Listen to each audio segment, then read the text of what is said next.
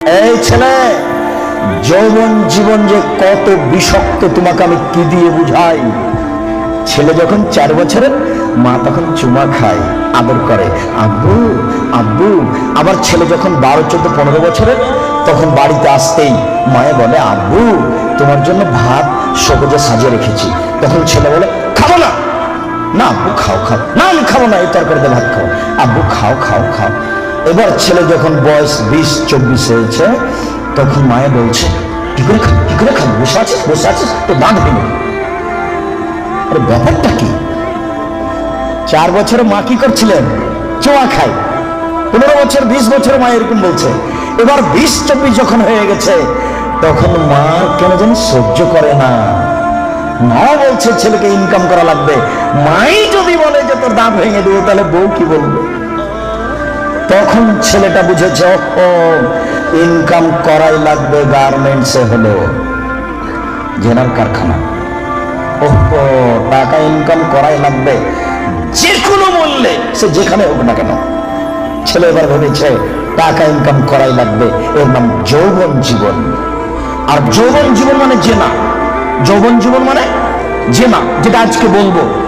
এখানে যত মোবাইল আছে, শতকরা 1999টা মোবাইলের জেনার গল্প হয়, এটা আমার অনুমান।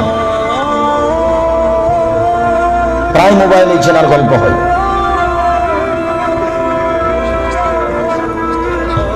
যৌবন জীবনে মানুষ 2টা বিপাকে পড়ে। এক, টাকা। সে দেখতে চায় না টাকা বৈধ না অবৈধ।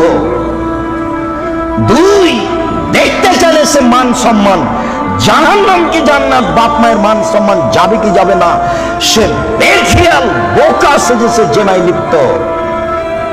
এই 2টা জীবন খুব কঠিন। রাস্তা নাকি বন্ধ হয়ে যাচ্ছে, ছেলেরা তোমরা দেখো, রাত গভীর হয়েছে, রাস্তা বন্ধ হতে পারে, তবে তোমার সহযোগিতা করো, মানুষের যেন অসুবিধা না হয়। সম্মানিত উপস্থিতি, আমরা বলছিলাম এ হচ্ছে বিচার যৌবন জীবন। 3, টাকা বুঝাতে হবে। আইনা ইকতাসাবু ফিমান ফাকাহু, টাকা কোথায় ইনকাম হয়েছে সেটা বুঝাতে হবে, টাকা কোথায় ব্যয় হয়েছে সেটাও বুঝাতে হবে। 5, অনিলমিহি, হুজুরকে বিদ্যা বুঝাতে হবে। হুজুর বুঝতে পারেননি। হুজুরকে আমি বললাম, হুজুর আমার দোকানটা উদ্বোধন করে দেন। তো 5টা ছেলে নিয়ে আসলেন হুজুর। হুজুর বলছেন 1 ঘন্টা পরে যে কোরআন মাজিদ পড়া হয়ে গেছে, 1 খতম। আপনার বাপের নামে আমি কোরআন বক্সে দিলাম। আমার বাপের নামে হুজুর কোরআন বক্সে দিলেন। এবার 1 ঘন্টা পরে ছেলেরা যাচ্ছে ঘরের দিকে। এই তুই কতটুকু পড়েছিস রে? আমি 1 পৃষ্ঠা পড়েছি। এই তুই? আমি পড়িনি, খালি আমি এরকম করছি। জি হুজুর বুঝতে পারেননি বিদ্যা কতটুকু বিপদ। শুনুন, বুখারী মুসলিমের হাদিস, 3 শ্রেণীর মানুষদের জাহান্নাম উদ্বোধন হবে। আপনি দোকান উদ্বোধন করছেন হুজুর দিয়ে? আল্লাহর নবী বলেছেন 3 শ্রেণীর মানুষদের জাহান্নাম উদ্বোধন হবে। 1, শহীদ। 2, দানশীল। 3, হুজুর। বুখারী মুসলিম, বাংলা মিসকাত, বিদ্যা অধ্যায়, প্রথম অনুচ্ছেদে আছে 2-4টা হাদিসের পরে। আপনি এখনই গিয়ে বাড়িতে দেখবেন। কয় শ্রেণীর মানুষদের জাহান্নাম উদ্বোধন হবে? 3 শ্রেণীর। 1, শহীদ। তুমি যতই বলো না কেন, বিচার একদিন হবে বোকা ছেলে। বাড়িতে ঢুকে যাও, পরিস্থিতি অতীব জটিল। 2, দানশীল। 3, হুজুর। হুজুর বুঝতে পারেননি আমি কত বড় বিপদে। এই ছেলে, তোমার মনে আছে কি আল্লাহ রাসূল চলে যাচ্ছেন, জিবরাইল ডান হাত ধরে আছেন, মিকাইল বাম হাত ধরে আছেন। তখন দেখলেন একটা লোক চিঠে শুয়ে আছে, আর একটা লোক পাথর দিয়ে তার মাথাকে ভেঙে চৌচির করে দিচ্ছে। পাথর যখন মাথার উপরে মারছে, মাথা ফেটে চৌচির, পাথর ছিটকে দূরে চলে যাচ্ছে। আবার পাথর নিয়ে সে আবার মারে। বলো তো ইনি কে? হুজুর। যার মাথা পাথর দিয়ে ফাটিয়ে দেওয়া হচ্ছে ইনি হুজুর। বুখারী মুসলিমের হাদিস। ওই যে আল্লাহ রাসূল বললেন হুজুরকে জাহান্নামে দেওয়া হবে, দেওয়ার সাথে সাথে ঘুঁটে বের হয়ে ঝুলবে। তখন হুজুর ঘড়ি নিয়ে ঘুরতে থাকবে। গরুর পায়ে ধান মারার সময় গরু যেমন ঘুরে, আপনারা তো শহরের মানুষ এই কথা বুঝবেন কিনা? আচ্ছা, আপনারা জীবনে কোনোদিন গরুর পায়ে ধান মারা দেখেছেন? তো গরু যেমন ঘুরে হুজুর তেমন ঘুরবেন, ভড়িটা ঝুলতে থাকবে জাহান্নামে। তখন জাহান্নামীরা এসে বলবে, মালা হুজুর ব্যাপারটা কি? আপনি কেন এখানে? আমরা তামরুল মিল বারফটা হানিল মুনকার, আপনি তো আমাদেরকে ভালো কথা বলছিলেন, মন্দ থেকে নিষেধ করছিলেন। হুজুর তখন বলবেন, কি করি, আমি ভালো বলেছি, ভালো করিনি যে। বুখারী মুসলিম। আল্লাহ নবী বলছেন যে আমাকে ওপরে নিয়ে যাচ্ছেন জিব্রাইল, দেখলাম অনেক মানুষ তাদের ঠোঁট এবং জিহ্বাকে আগুনের কেঁচি দিয়ে কেটে দেওয়া হচ্ছে। আচ্ছা, কেঁচি বুঝুন কি আপনারা? কেঁচি, কাঁচি, এটা আগুনের জিহ্বা এবং ঠোঁটকে কেটে দেওয়া হচ্ছে বহু মানুষ। আমি বললাম, জিব্রাইল মান হাওলা, ব্যাপারটা কি? এরা কারা? কাদের ঠোঁট এবং জিহ্বা কেটে দেওয়া হচ্ছে? জিব্রাইল উত্তরে বলেন, হাওলাই খুতবা মিন উম্মতি, এরা হচ্ছে আপনার উম্মতের বক্তা, যারা বক্তৃতা করে বেড়ে, তো আমি অনুবাদক। হুজুর কত বড় বিপদে তা হুজুর জানেন না, উনি ভাবতেও চান না আমি কত বড় বিপদে। হুজুর ধর্মকে প্রচার করিয়েন না, বিচার একদিন হবেই। এই ছেলে, তোমার বাপকে নিয়ে কথা এসেছে, তোমার বাপের বিবাহ করা ঠিক হয়নি, বিবাহ করলে ক্ষমতা লাগে। শোনো, আমার কথাকে তুমি মূল্যায়ন করার চেষ্টা করো। আমি তোমাকে পরামর্শ দিয়েছি, তোমার বাপের জমিদারি আছে, বড় ব্যবসা করো, টাকা কম আছে কলা বিক্রি করে খাও, তার চেয়ে টাকা কম আছে চকলেট বিক্রি করে খাও। যদি চকলেট বিক্রি করে খাওয়ার টাকা না থাকে, তাহলে মানুষের বাড়িতে কাজ করে খাও। যদি মানুষের বাড়িতে দোকানপাটে কাজ করে খেতে না পারো, তাহলে ভিক্ষা করে খাও। ভিক্ষা করার টাকা দিয়ে চাউল কিনে ভাত খেয়ে ইবাদত কবুল হবে। শোনো, আমি ভিক্ষা করতে বলিনি, এটা শেষ স্তর। ভিক্ষা করা টাকা দিয়ে চাউল কিনে ভাত খেয়ে ইবাদত কবুল হবে। শোনো, ভিক্ষা করা টাকা দিয়ে চাউল কিনে ভাত খেয়ে ইবাদত কবুল হবে। যৌতুকের টাকা দিয়ে চাউল কিনে ভাত খেয়ে ইবাদত কবুল হবে না। নাপিতকে ঘর ভাড়া দিয়েছ, ওই টাকা দিয়ে চাউল কিনে ভাত খেয়ে ইবাদত হবে না। নাপিত দাড়ি চাচে। এদেশের কোন ব্যাংকে চাকরি করে সেই টাকা দিয়ে চাউল কিনে ভাত খেয়ে ইবাদত কবুল হবে না। তুমি ধর্মকে পাগল মনে করে না কিছু। শোনো, কোন এনজিওতে চাকরি করে সেই টাকা দিয়ে চাউল কিনে ভাত খেয়ে ইবাদত কবুল হবে না।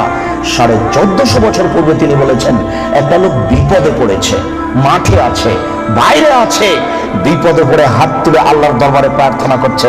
মাতামো হারামন, তার খাদ্য আছে হারাম, মালবাসও হারামন, তার পোশাক আছে হারাম, মাশরাবও হারামন, তার পানি আছে হারাম, গসলে বিল হারামে, তার জীবিকা নির্বাহ হারাম। আল্লাহ ইস্তাজাল্লাহু, তার দোয়া কি করে কবুল হতে পারে? তার ইবাদত কবুল হবে না, তুমি মনে রেখো। শুনুন, তোমার বাপকে বলছি, শোনো, তোমার বাপ তোমাকে আর তোমার বোনকে, ছেলে মেয়েকে লালন পালন করবে বাপের জমিদারি দিয়ে। যদি সম্ভব না হয়, তোমার বাপ ছেলে মেয়েকে লালন পালন করবে কলা বিক্রি করে। যদি সম্ভব না হয়, তোমার বাপ ছেলে মেয়েকে লালন পালন করবে চকলেট বিক্রি করে। যদি সম্ভব না হয়, তাহলে তোমার বাপ ছেলে মেয়েকে লালন পালন করবে দোকানে কাজ করে, মানুষের বাড়িতে কাজ করে। যদি সম্ভব না হয়, তোমার বাপ ছেলে মেয়েকে লালন পালন করবে ভিক্ষা করে। তোমার বোন গার্মেন্টসে আসলো কেন বলো তুমি? তোমার বাপ ধর্ম দেখাচ্ছে? আমি মনে হয় কথা বুঝাতে পারলাম না। তোমার বাপ তোমাকে আর তোমার বোনকে কিভাবে লালন পালন করবে? শেষ পর্যন্ত ভিক্ষা করবে। তারপরে তোমার বোন গার্মেন্টসে আসতে পারে না। আমি বুঝাতে পারলাম না। তোমার বাপ শেষ পর্যন্ত তোমাকে আর তোমার বোনকে কি করে খাওয়াবে? ভিক্ষা করে। ভিক্ষা করা অপছন্দ, তবে জায়েজ। আমি কখনো ভিক্ষা করতে বলিনি, তবে ভিক্ষা করা যায়, যেটা হলো উপার্জনের শেষ পথ। আমি মনে হয় পথ বুঝাতে পারলাম না। শোনো, তোমার বাপকে আল্লাহ রাসূল 5টা দিয়েছেন নীতি। 5টা ক্ষমতা থাকলে বিবাহ করো, তাছাড়া করো না। 5টা ক্ষমতা থাকলে বিবাহ করো, তাছাড়া করো না। 1, যে মানের খাচ্ছ সে মানের খাওয়াবা। 2, যে মানের পড়ছ সে মানের পড়াবা। 3, কখনো স্ত্রীকে কটু কথা বলবা না। স্ত্রী রান্না করে দেয়, ঘর বাড়ি ঠিকঠাক করে দেয়, স্ত্রীর সাথে মিলে শান্তি পাওয়া যায়, তার মুখের উপরে মারো কি করে কাপুরুষ? তাকে গালি দাও কি করে? ও তোমার সব, তোমার শান্তির মাধ্যম। তুমি তার সাথে মেজাজ করা করে কথা বলো কি করে? আল্লাহ রাসূল বলছেন, খায়রুকুম খায়রুকুম লিআহলি ওয়া আনা খায়রুল লিআহলি। পৃথিবীতে তোমাদের মধ্যে সবচেয়ে ভালো পুরুষ হচ্ছে ওই যে তার স্ত্রীর কাছে ভালো। আমি মুহাম্মদ সাল্লাল্লাহু আলাইহি সাল্লাম আমার স্ত্রীর কাছে আমি ভালো। বহুত কামিনা পুরুষ হচ্ছে ওই যে স্ত্রীর কাছে খারাপ। আপনি স্ত্রীকে গালি দিবেন কেন? আপনি স্ত্রীকে কটু কথা বলবেন কেন? কেন আপনি স্ত্রীকে কটু কথা বলবেন? কখনো না। ওর বুদ্ধি কম। ঝগড়া তর্ক লেগে গেলে যখন খুব জোরে স্ত্রী আপনার কথা বলছে তখন আপনি থেমে যান। আপনি একটু চুপ হন। কেন? ওর বুদ্ধি কম। আপনি যদি মনে করেন আমি তার চেয়ে বেশি কথা বলবো, তাহলে আপনার বুদ্ধি কম। আল্লাহ নবী বলেছেন, কার বুদ্ধি কম? মহিলা। আপনি যদি তর্কে বেশি কথা বলতে চান, তাহলে এখন বুদ্ধি কার কম? আপনার কম। কেন আপনি তর্ক লাগলেন তার সাথে? খুব জোরে বলছে, আপনি চুপ হন, কটু কথা বলতে পারবেন না। অন্তত 3টা কথা মনে রাখবেন। 1, কখনো বলবেন না যে তোমার ঠোঁট মোটা। একবার বললে 10 বছর আপনাকে ভালোবাসবে না। 2, কখনো বলবেন না স্ত্রীকে তোমার রং কালো। খালি বলবেন তুমি এত সুন্দরী, তুমি এত সুন্দরী, তোমার মতো কোনো নারী দেখি না। সারা রাত পাটি বেঁধে কখনো আপনি বদনাম করবেন না। 3, ভুলেও কখন শ্বশুর শাশুড়ির নিন্দা করবেন না। হ্যাঁ, তোর বাপ অমানুষ, টাকা দিতে চার দেয়নি, এইরকম কোন কথা বলবেন না। একবার শ্বশুর শাশুড়ির নিন্দা করলে আপনার স্ত্রী মরা পর্যন্ত কোনোদিন আপনাকে ভালোবাসবে না। 4, কখনো মুখে মারবেন না। 5, ওলা তাতরু খাইল্লা ফিল বাইতে, আপনার স্ত্রীকে নিজের বাড়ি ছাড়া কোথাও থাকতে দিবেন না, কোথাও যেতে দিবেন না। আপনার স্ত্রী খালার বাড়ি যেতে পাবে না, নানির বাড়ি যেতে পাবে না, ভাবির বাড়ি যেতে পাবে না, মায়ের বাড়ি যেতে পাবে না। যাই যদি জরুরি কারণে, তাহলে আপনাকে সাথে যেতে হবে। 3 দিনের বেশি আপনার স্ত্রী আপনার শ্বশুর বাড়ি থাকতে পাবে না।